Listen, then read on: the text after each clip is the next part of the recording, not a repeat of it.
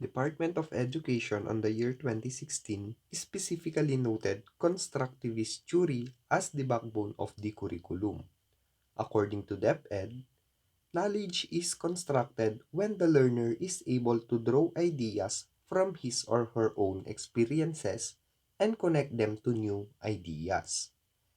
In this lesson, you will learn about the constructivist learning theory and how it is applied in teaching mathematics in the intermediate grades.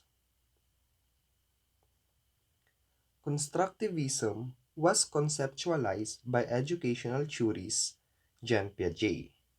Do you remember him from your psychology classes?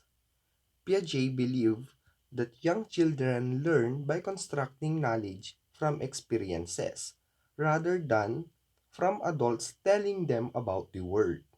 According to Piaget and others who practice constructivist education, the method that is most likely to educate the students is the one in which they experience their world.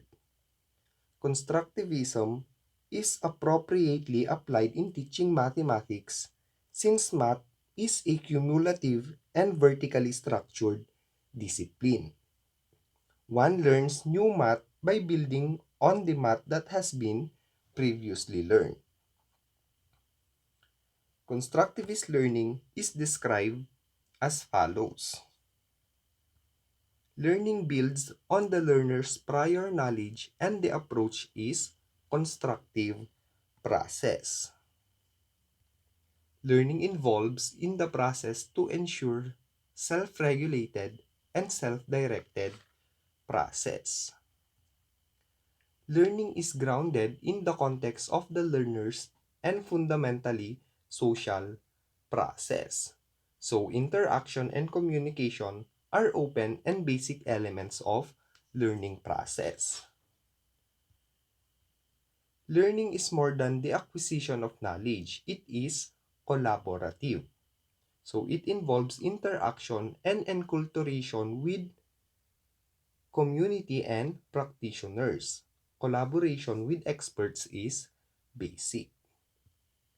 The learning process do not only require cognitive but also motivational and emotional domains.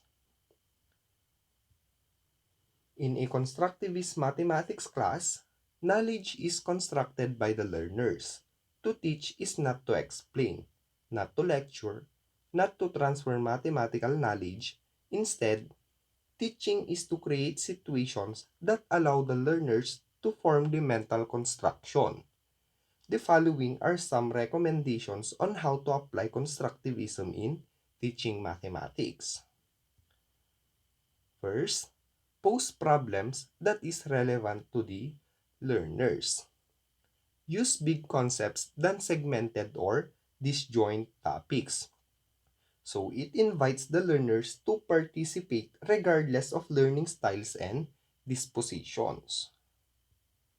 Create situations that will reveal the learner's point of view.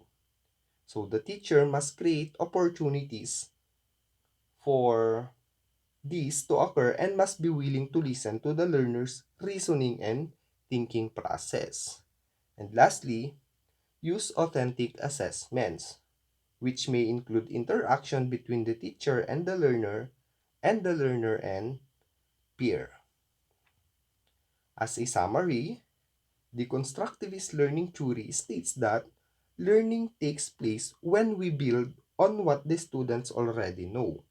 Moreover, it is student-centered, allowing the students to take ownership of their own learning. So that is all about constructivist theory in teaching mathematics in the intermediate grades. Thank you for watching and I hope you have learned something.